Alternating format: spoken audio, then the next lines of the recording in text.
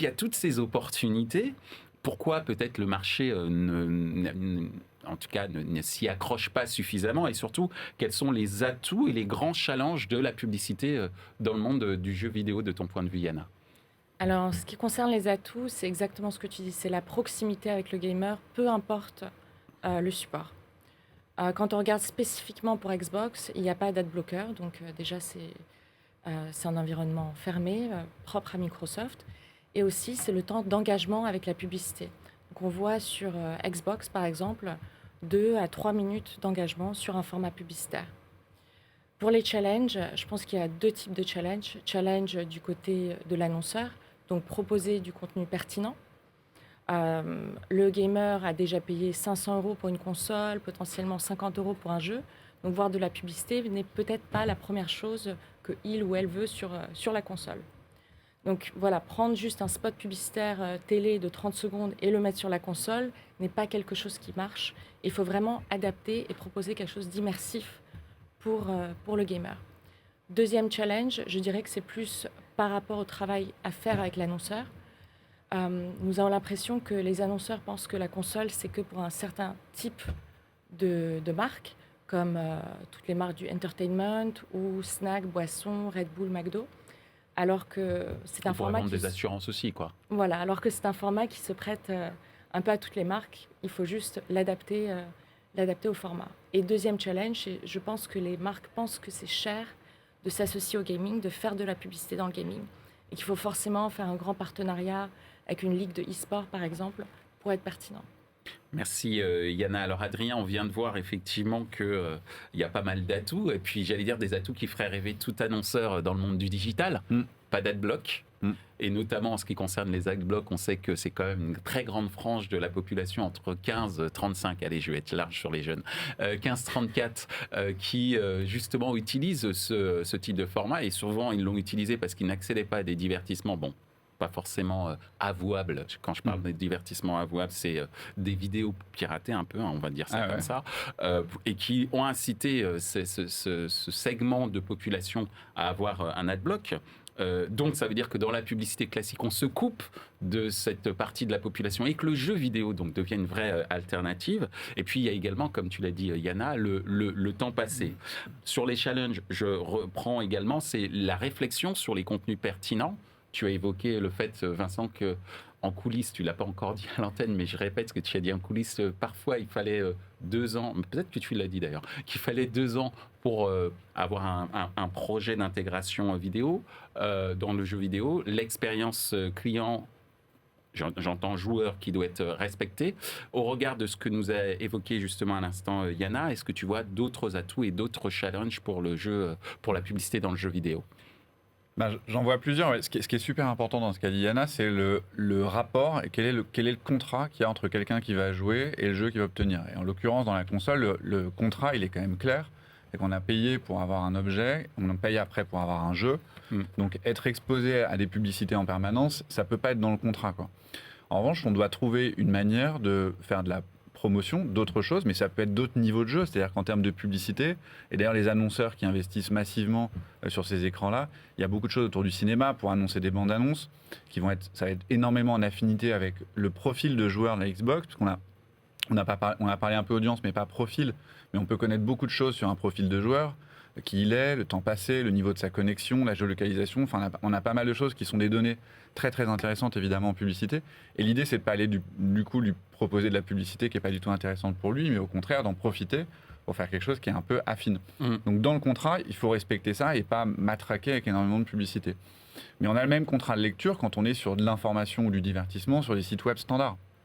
Si on ne paye pas pour aller lire de l'information sur lemonde.fr ou lefigaro.fr, on accepte en contrepartie d'avoir une sorte d'interruption de lecture, qui est un format in-read, in-feed ou ce qu'on veut, dans lequel il y a de la publicité. Et si on veut s'abonner et avoir une version premium, dans ces cas, dans le contrat, il se passe autre chose, il n'y aura plus de publicité. On pourra être sollicité d'une autre manière, mais donc en gaming, c'est la même chose. Dans les atouts, ce qui est absolument génial, au-delà de l'efficacité qu'on mesure de mieux en mieux, c'est pas encore parfait, mais qu'on commence à mesurer vraiment de mieux en mieux, c'est le côté intégration, côté immersif. Enfin là, l'exemple de Far Cry 6, moi je le trouve génial, je suis allé lire un petit peu en détail. C'est-à-dire que là, il très humble sur la manière dont c'est fait, mais en vrai, la montre fait partie intégrante de la narration du jeu. C'est-à-dire que c'est des jeux avec une très très forte narration, et donc on va obtenir la montre, elle va nous permettre de débloquer des choses et de faire autre chose grâce à ça. En termes d'intégration publicitaire, c'est quand même relativement pertinent, et puis en plus on s'inscrit sur le temps long. C'est pas juste pendant la campagne publicitaire qu'on a lancée, c'est pas une vague publicitaire. On va créer une relation qui est beaucoup plus pérenne avec un utilisateur et donc un client potentiel. Après, moi j'aime beaucoup la logique de feedback que peut avoir une marque par rapport à des consommateurs ou potentiels consommateurs, en tout cas des internautes ou des joueurs que la marque a exposé avec de la pub. C'est moins le cas en console évidemment, mais sur Twitch par exemple, c'est du live, c'est-à-dire que vous avez le retour tout de suite.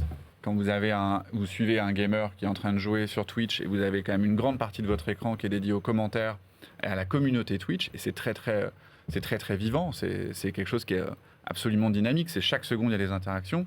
S'il y a une intégration publicitaire dans le jeu à ce moment-là, ou un placement produit du gamer lui-même, parce que dans les formats on n'en a pas parlé, mais il peut boire une boisson particulière, il peut avoir une casquette avec un logo, enfin il se passe beaucoup de choses quand vous regardez des jeux sur Twitch. Si le fit entre la marque et l'expérience de jeu est pas bonne, la communauté, elle peut réagir tout de suite, quoi. Et elle peut réagir de manière très forte. Et ça, pour une marque, en vrai, ça a de la valeur, d'avoir de la franchise et d'avoir du retour par rapport à des personnes exposées en publicitaire. Et quand on est en publicité classique ou linéaire ou descendante, des formats plus traditionnels, on n'a pas ce retour-là. On l'a en panel, on l'a un an après, on l'a dans les ventes, mais on ne l'a pas en live. Ça, c'est aussi quelque chose de très très fort quand même. Merci Adrien. Alors à l'instant, Vincent, Adrien vient de nous parler du feedback des joueurs, donc cette interaction qui n'est pas que dans le jeu, mais qui peut être également au niveau publicitaire. Et également, Adrien nous a parlé, je vais faire un néologisme, je me risque. Hein.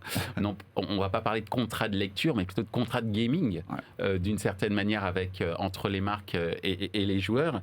Justement, toi, de ton point de vue, de cette expérience joueur, puisque tu les observes assez régulièrement. C'est quoi les atouts et les grands challenges de la publicité du jeu vidéo pour respecter justement ce fameux contrat de gaming ? Bien sûr. Pour moi, le jeu vidéo, c'est vraiment le seul média, on parlait d'immersion, c'est le seul média à proposer vraiment cette immersion-là. Aujourd'hui, quand on joue à un jeu, on fait pas en même temps du téléphone et on regarde quelque chose sur son PC. On peut le faire, mais si on le fait, on va perdre, très honnêtement. Et puis l'expérience. Voilà. Donc c'est vraiment le seul média aujourd'hui qui demande une telle immersion et qui immerge le joueur. L'interactivité également. On parlait des campagnes, on parlait de placement de produits. Tu mentionnais la montre Hamilton. C'est vraiment le seul média qui va permettre d'interagir avec une campagne ou d'interagir avec un produit. Et puis en termes d'audience, donc là je rejoins également ce que Yana et Adrien disaient. La population joueur aujourd'hui est extrêmement large. On a un tiers de la population mondiale qui joue aux jeux vidéo. On a je crois qu'on devrait être à 54% hommes, 46% femmes, et un âge moyen qui tourne autour de 35 ans. Et on est vraiment sur une population qui est détournée des médias traditionnels, très clairement, qui regarde beaucoup moins de télévision. Et le in-game advertising est vraiment un des moyens de toucher cette population-là. Et le jeu vidéo, on y joue et effectivement, on le regarde aussi. Adrien mentionnait Twitch. Ça fait maintenant 6, 7, 8 ans que Twitch a explosé. Et là aussi, ça ouvre des perspectives pour les annonceurs en termes de communication, que ce soit de la communication in-game qui derrière va être reprise dans des jeux sur Twitch, ou autre. Et en termes de challenge, pour moi, le vrai challenge pour les marques aujourd'hui et également pour nous en tant qu'éditeurs, c'est vraiment de respecter l'authenticité, respecter l'authenticité du jeu et de l'univers et de ne pas être trop intrusif. Il n'y a rien de pire pour un joueur que, je pense, d'être sorti de cette immersion-là par une publicité ou un élément non désiré. Et oui, également pour l'annonceur, un des challenges aujourd'hui, je pense que c'est vraiment de se retrouver dans la galaxie de diversité que propose le jeu vidéo aujourd'hui. On a des jeux de course, on a des jeux de voiture, on a des jeux de danse, on a des jeux d'aventure. Donc vraiment, l'offre est pléthorique en jeu vidéo. Donc il est vraiment important en fait pour l'annonceur de clairement prendre le temps de discuter avec les différents acteurs, que ce soit les éditeurs, que ce soit les agences, pour trouver le bon support. Et puis après, technologiquement également, sur des intégrations plus customisées et plus poussées, ça peut être une création artistique, il peut y avoir le directeur créatif du jeu, le directeur narratif qui vont être intégrés là. Donc là, techniquement, ça peut prendre un peu plus de temps. On l'évoquait tout à l'heure sur des projets qui vont durer 6 mois, 1 an et demi.